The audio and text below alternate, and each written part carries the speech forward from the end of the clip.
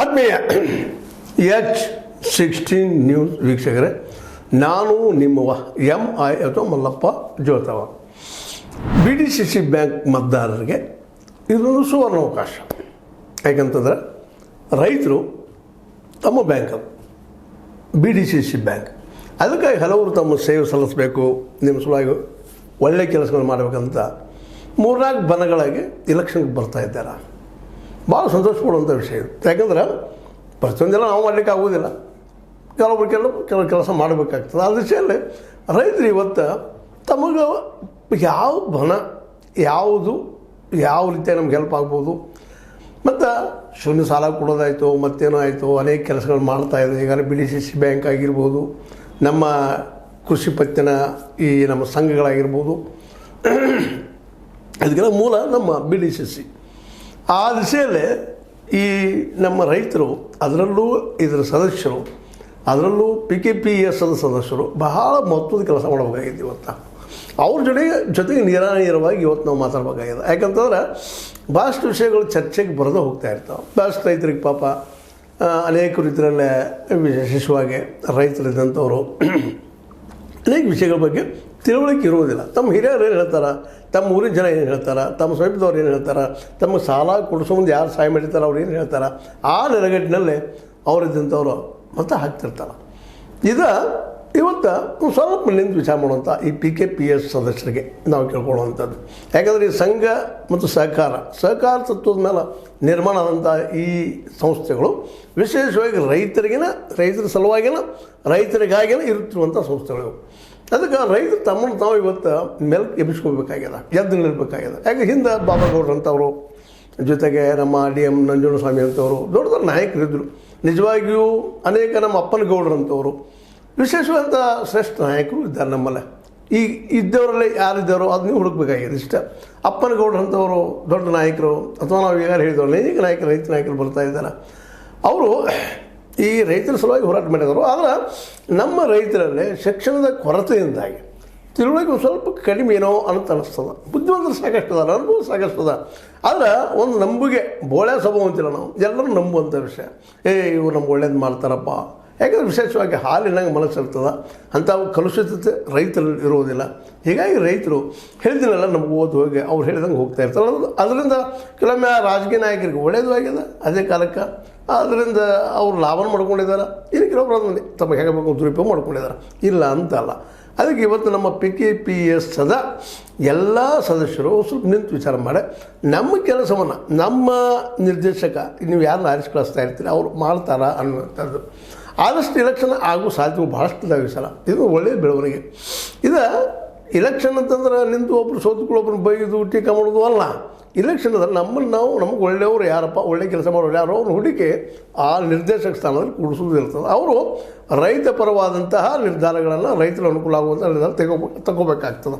ಇದುವರೆಗೆ ಬಂದಂಥ ಸರ್ಕಾರಗಳು, ಕೇಂದ್ರ ಸರ್ಕಾರ ಆಗಿರ್ಬೋದು, ರಾಜ್ಯ ಸರ್ಕಾರಗಳಾಗಿರ್ಬೋದು, ರೈತರಿಗೆ ಅನೇಕ ಪ್ಯಾಕೇಜ್ಗಳನ್ನು ಕೊಟ್ಟಿದ್ದಾರೆ. ಏನು ತಮಗೇನು ಸಾಧ್ಯದನೋ ಅವುಗಳನ್ನು ಮಾಡಿದ್ದಾರೆ. ಆದರೆ ಇನ್ನೂ ನಮ್ಮ ರೈತ ಬಡತನದ ಮೇಲೆ ಬಂದಿಲ್ಲ, ಇನ್ನೂ ಆತ್ಮಹತ್ಯೆ ಮಾಡಿಕೊಂಡು ತಪ್ಪಿಸ್ಕೊಳ್ಳಿಕ್ಕೆ ಆಗ್ತಾಯಿಲ್ಲ. ಇದಕ್ಕೆಲ್ಲ ಕಾರಣ ಯಾರಾದರೂ ಸ್ವತಃ ರೈತರನ್ನ.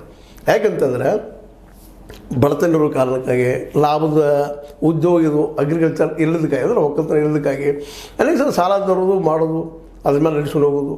ಭಾಳ ಸಲ ಏನಾಗಿಬಿಡ್ತಪ್ಪ, ಸಾಲ ಮುಡಿಸ್ಲಿಕ್ಕೆ ಆಗೋದಿಲ್ಲ.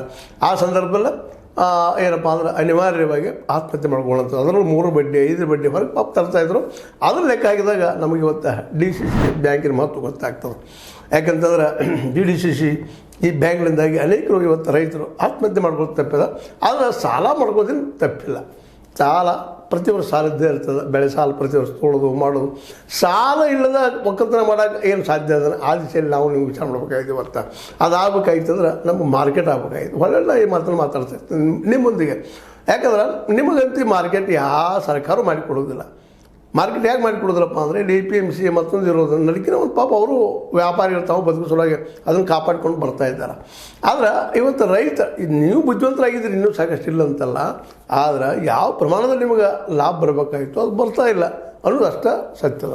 ಅದರರ್ಥ ನೀವು ವ್ಯಾಪಾರಿಗಳನ್ನು ಅಥವಾ ಜನಸಾಮಾನ್ಯರಿಗೆ ತೊಂದರೆಗೊಳಗಂತಲ್ಲ. ಆದರೆ ಎಲ್ಲರಿಗೂ ಇಲ್ಲಿ ಒಂದಿಷ್ಟು ನ್ಯಾಯಬದ್ಧವಾಗಿ ಮಾರ್ಕೆಟಿಂಗ್ ಆಯ್ತಪ್ಪ ಅಂತಂದ್ರೆ ಎಲ್ಲರೂ ಬೆಳೀಲಿಕ್ಕೆ ಸಾಧ್ಯ. ಮತ್ತು ನಮ್ಮ ದೇಶದ ಮೂಲ ಇಂಡಸ್ಟ್ರಿ ಅಂದ್ರೆ ಉದ್ಯೋಗ ಯಾವುದಂದ್ರೆ ಒಕ್ಕಲ್ತನ. ಈ ಒಕ್ಕಲ್ತನ ನಮಗೆ ಲಾಭದಾಯಕ ಆಗ್ಬೇಕಾಗ್ತದೆ ಅಂದ್ರೆ ಮಾರ್ಕೆಟ್ ಬೇಕಾಗ್ತದೆ.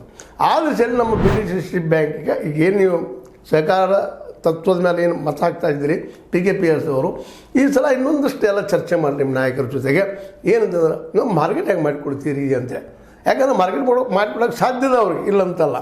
ಯಾಕಂದರೆ ಈಗಂತ ಅವ್ರು ಲಾಭ ಮಾಡ್ತಾರೋ ಲುಕ್ಸಾನ ಮಾಡೋದು ನಿಮಗೆ ಬಿಟ್ಟಂಥ ವಿಷಯ. ಈಗಂತ ಆ್ಯಸ್ ಯೂಸ್ವಲ್ ನಮಗೆ ಗೊತ್ತಿದ್ದಂಗೆ ಲೆಕ್ಕ ಮಾಡಿದಾಗ 1 ಟನ್ ಕಬ್ಬಿಗೆ ಮಿನಿಮಮ್ 4,500 ಖರ್ಚು ಬರ್ತದೆ. ಇವತ್ತು ಬೇಕಾದ್ರೆ ಲೆಕ್ಕ ಮಾಡಿರೋದನ್ನು.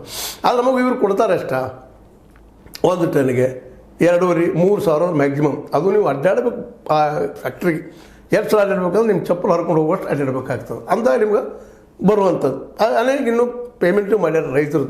ಅಂದಾಗ ಲಾಸು ಮಾಡ್ಕೊಳ್ಳೋದು 1 ಟನ್ನಿಗೆ 1,000 ರೂಪಾಯಿ ಪ್ಲಸ್ ಇದೆಲ್ಲನೂ ಮಾಡ್ಕೊಂಡು ಹೋಗುವಂಥ ಪ್ರಸಂಗ ಬರೋದ್ರಿಂದ ರೈತರ ಪ್ರತಿಯೊಂದು ಸಾಲ ತೆಗೆದು ಏನೋ DCC ಬ್ಯಾಂಕ್ದಾಗ ಬಡ್ಡಿಯಲ್ಲಿ ಸಾಲ ಕೊಡಾಯ್ತಾರೆ, ಸಂತೋಷ ಪಡೋಣ ಅದಕ್ಕೆ.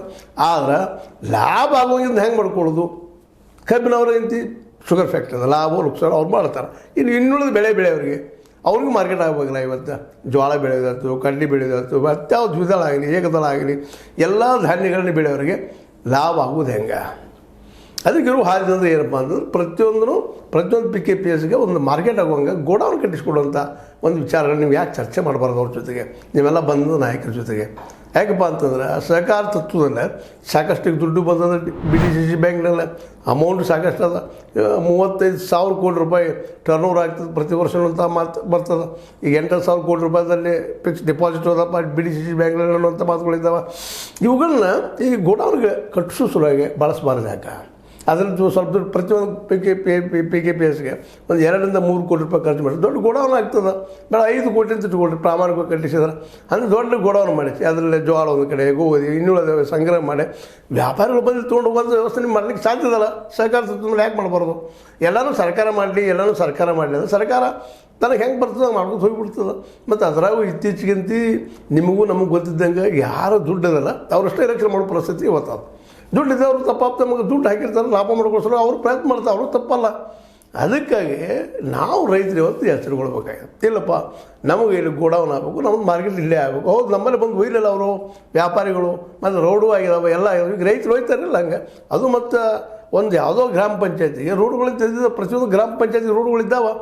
ಆ ದಿಶೆಯಲ್ಲೇ ಈ ಚಿಂತನೆ ಮಾಡಿ ರೈತರೆಲ್ಲ ಬಂದಂಥ ಎಲ್ಲರಿಗೂ ಈಗಂತ 3-4 ಪಾರ್ಟಿಗಳಾಗ್ತಾ ಇದ್ದಾವೆ.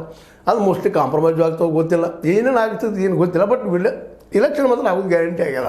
ಯಾಕಂದರೆ ಒಂದು ಕಡೆ ಕತ್ತಿಯವರು ತಮ್ಮ ಲೆಕ್ಕದಲ್ಲಿದ್ದಾರೆ, ಜಾರಕಿಹೊಳಿ ಅವರು ಮತ್ತು ಜೊಲ್ಲೆಯವರು ತಮ್ಮ ಲೆಕ್ಕದಲ್ಲಿದ್ದಾರೆ. ಮತ್ತು ಇನ್ನೊಂದು ಕಡೆ ಲಕ್ಷ್ಮೀ ಹೆಬ್ಬಾಳ್ಕರ್ ತಾವೇ ಸಲ ಈ ಒಂದು ಇದರಲ್ಲಿ ಎಂಟ್ರಿ ಆಗಬೇಕಪ್ಪ ಅಂತ ಅವರಿಗೂ ಪ್ರಯತ್ನ ಮಾಡ್ತಾ ಇದ್ದಾರೆ. ಲಕ್ಷ್ಮಣ್ ನಮ್ಮ ಸೌದಿಯವರು ಅವರು ಪ್ರಯತ್ನ ಮಾಡ್ತಾ ಇದ್ದಾರೆ. ಹೀಗಾಗಿ 3 ಗುಂಪಂತಿ ಆಗ್ತದೆ. ಇಲೆಕ್ಷನ್ ಆಗೋ ಸಾಧ್ಯತೆಗಳು ಭಾಳ ಇದ್ದಾವೆ. ಆದರೆ ಭಾಳ ಚಲೋ ಮೇಲೆ ಕಾಂಪ್ರಮೈಸ್ ಆಗೋ ಸಹಿತ ನೀಡ್ರಿ ಅವ್ರ ಮುಂದೆ. ಪ್ರತಿಯೊಂದು ಪಂಚಾಯತಿ ಮತ್ತು PKPS ಗೋಡೌನ್ ಆಯ್ತಪ್ಪ ಅಂತಂದ್ರೆ ನಿಶ್ಚಿತವಾಗಿ ಗೋಡೌನ್ ಸಂಗ್ರಹ ಮಾಡ್ಕೊಳ್ಳೋದು ನಂತರ ಮಾರಾಟ ಮಾಡೋದು ಅನುಕೂಲ ಆಗ್ತದೆ ಅನ್ನೋದು ಒಂದು ವಿಚಾರ. ಇದಕ್ಕೆ ಸರಿ ಅಂತ ನಾನು ಹೇಳ್ತಾ ಇಲ್ಲ. ಇದಿತ್ತು ಅಂದ್ರೆ ಮಾರ್ಕೆಟ್ ಮಾಡೋಕ್ಕೆ ಹಾದಿ ಆಗ್ತದೆ. ಅರಿಬಿದ್ದು ಬಟ್ಟಿತ್ತಪ್ಪ ಅಂದ್ರೆ ಹಂಗೆ ಹೊಳಿಸ್ಕೊಳ್ಳೋದು, ಅರಿಬೆ ಇಲ್ಲಾಂದ್ರೆ ಏನು ಹೊಳಿಸ್ಕೊಳ್ಳೋ ನೀವು ಆ ದಿಶೆಯಲ್ಲಿ. ಇನ್ನೂ ಬೇರೆ ಉದಾಹರಣೆ ಕೊಡ್ಬೋದು ನಾವು, ಆ ಮಾತು ಬೇರೆ. ಬಟ್ ನೀವು ಇದ್ದವರು ರೈತ ಈ ಸಲ ಜಾಗೃತ ಆದರೆ ಹೆಂಗೆ ಇದು ಹೆಂಗೆ ಅನಿಸ್ತದೆ? ನಾನು ಹೇಳೋದು ವಿಚಾರ ನಿಮ್ಗೆ ಲೈಕ್ ಅನಿಸ್ತದೇನೋ, ಸರಿ ಅನಿಸ್ತದನ? ಸರಿ ತಪ್ಪಲ್ರಿ, ವಿಮರ್ಶೆ ಮಾಡಿರಿ, ಟೀಕೆ ಮಾಡಿರಿ, ಏನು ತಗರ ಇಲ್ಲ, ಬಟ್ ಚಿಂತನೆ ಮಾಡಿ. ಈ ದಿಶೆಯಲ್ಲಿ ರೈತರಲ್ಲಿ ನನ್ನೊಂದು ಮನವಿ ಅಂತ ಹೇಳ್ತಾ ಇದು ನಿಮ್ಮ ಲೈಕ್ ಮಾಡಿ, ಶೇರ್ ಮಾಡಿ, ಕಾಮೆಂಟ್ ಮಾಡಿ, ಜೊತೆ ಸಬ್ಸ್ಕ್ರೈಬ್ ಮಾಡಿಸ್ಬಿಡ್ರಿ. 60 ನ್ಯೂಸ್ ಅರ್ಥ ಸಹಿಸಿದ್ದಾರೆ. ಇದು ಸತ್ಯದ ಕೈಗಳಲ್ಲಿ ವಂದನೆಗಳು.